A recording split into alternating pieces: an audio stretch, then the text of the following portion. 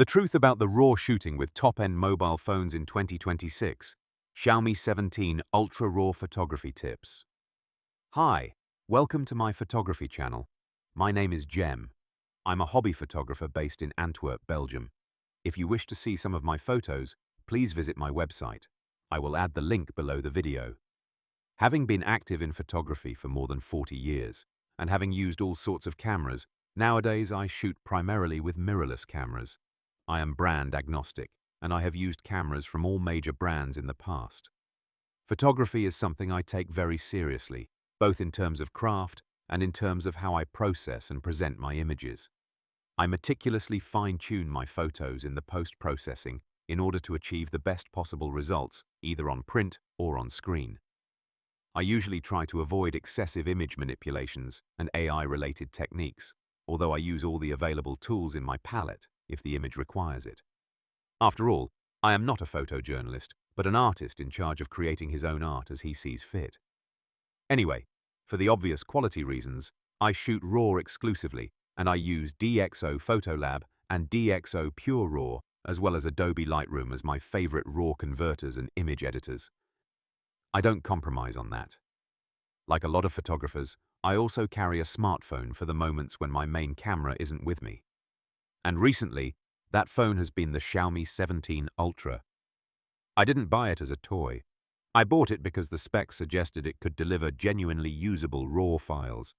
Files I could edit properly in Lightroom, denoise when needed, and treat as real photographic material rather than computational snapshots. What I found was more complicated than the marketing suggested. And I think it's worth sharing, because I've spent a lot of time testing this properly, and most of what's out there on this topic is either superficial or contradictory. So this video is for photographers, people who actually edit RAW files, who use RAW converters seriously, and who want to know the truth about what this phone can and cannot deliver. Let's get into it. The Xiaomi 17 Ultra is one of the most talked about camera phones of 2026. Triple Leica lenses, a massive 1-inch sensor, and the ability to shoot at 50 megapixels. On paper, it sounds like a photographer's dream. But if you're someone who shoots RAW, like I do, the reality is more nuanced, and frankly, a bit disappointing at first.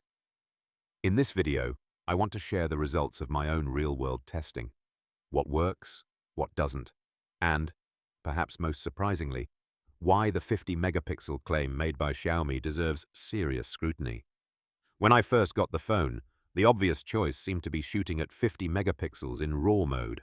Maximum resolution, maximum data. What could go wrong? Quite a lot, as it turns out. 50 megapixel RAW files from the Xiaomi 17 Ultra are noisy, and crucially, that noise cannot be corrected in Lightroom. The AI Denoise tool simply fails on them. The result is unusable for any serious editing work. This is not a Lightroom bug. It's a fundamental issue with how the phone generates these files. And to understand why, we need to look at what these files actually are. The Xiaomi camera app offers two RAW formats, RAW and URAW, which stands for Ultra RAW. Despite the name, URAW is not a more RAW file. It's actually the opposite. URAW uses multi-frame capture and bakes in noise reduction, sharpening, and other processing before you even open the file. More precisely, URAW produces what is called a linear DNG, a file that has already been partially processed and demosaicked by the phone's imaging pipeline. It is no longer a true mosaic RAW file, and that distinction matters enormously because Lightroom's AI Denoise tool requires a mosaic RAW file to function. When it encounters a linear DNG, it still tries to denoise, but the results are usually worse than what it started with, very noisy and blotchy. Standard RAW, on the other hand, gives you a true mosaic DNG, closer to genuine sensor data. That's what Lightroom is designed to work with. I tested 4 combinations across 2 lighting conditions and 2 lenses. 12.5 megapixels in RAW mode, 12.5 megapixels in URAW mode, 50 megapixels in RAW mode, 50 megapixels in URAW mode, and I evaluated each on image quality, noise correction in Lightroom, dynamic range, and the ability to up-res the file. 50 megapixel RAW is essentially a dead end. noisy, uncorrectable in Lightroom across both daylight and night conditions. Avoid it entirely for serious work. 12.5 megapixel RAW is your workhorse. Slight noise in daylight, easily corrected in Lightroom. Very good dynamic range. Works on all lenses, main, telephoto, and ultra-wide. Consistent and reliable. 12.5 megapixel URAW is interesting in good light. No noise out of camera, very good dynamic range, and it can be upscaled 2 times in Lightroom with results approaching native 50 megapixel, except for very fine details. But it has real-world limitations I'll cover shortly. 50 megapixel URAW is only available on the main camera, and this is where things get really interesting, because the 50 megapixel claim needs to be examined much more closely. This is the finding that surprised me most. After noticing that 50 megapixel URAW files looked softer than expected, I did a systematic pixel-level comparison between 12.5 megapixel RAW and 50 megapixel URAW under ideal conditions. Bright daylight, low ISO, static scene, careful focus. The results are striking. Look at the building facade in these images, the window frames, the concrete surfaces, the structural details. The 12.5 megapixel RAW on the left shows crisp edges and genuine texture variation. The 50 megapixel URAW on the right appears smoother, but not sharper. The surface has a characteristic waxy quality that is the signature of computational processing rather than true optical resolution. Now look at the bricks and cobblestones. This is the real test. High-frequency detail that a genuine 50 megapixel sensor should resolve clearly. The 12.5 megapixel RAW resolves individual bricks with distinct edges and natural mortar lines. The cobblestones have genuine definition between them. The 50 megapixel URAW, the bricks are smoother, the mortar lines softer. The cobblestones merge into a more homogeneous surface. In other words, the supposedly higher resolution file is actually resolving less fine detail than the lower resolution one. This is the opposite of what true 50 megapixel resolution would deliver. My conclusion: the 50 megapixel URAW is not capturing a genuine 50 megapixel readout from the sensor. Instead, the phone appears to be reconstructing a 50 megapixel file algorithmically from the 12.5 megapixel binned frames, a process called computational super resolution. The result is a larger file with smoother processing, but without the genuine optical detail that a real 50 megapixel capture would contain. This is not unique to Xiaomi. The same architecture and the same limitation applies to every major Android flagship currently available, including the Oppo Find X9 Ultra and the Vivo X300 Ultra.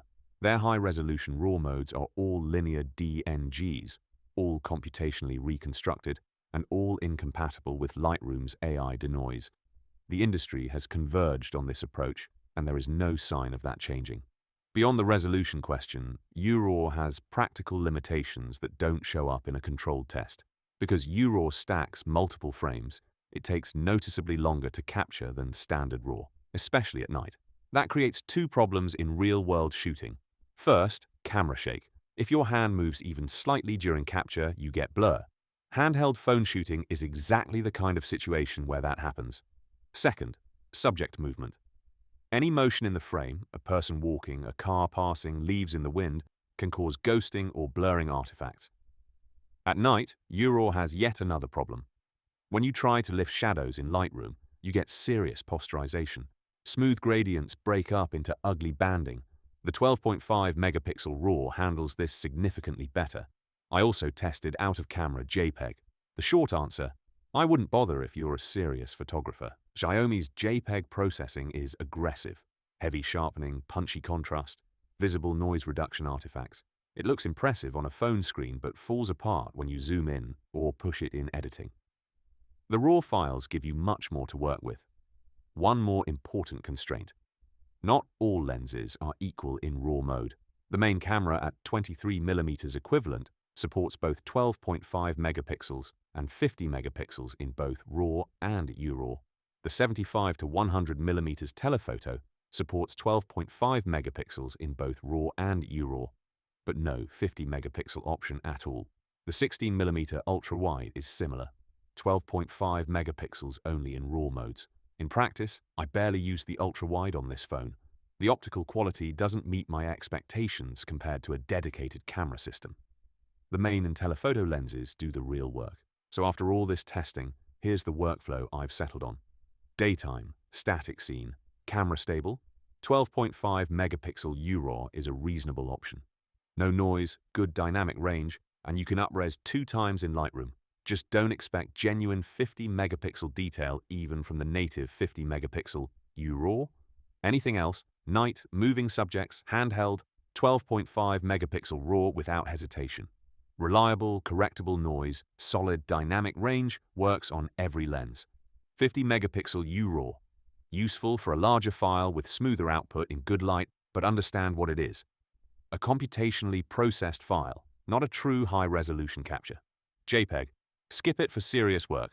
The Xiaomi 17 Ultra is a capable camera, but it rewards the photographer who understands what it actually delivers, rather than what the marketing suggests.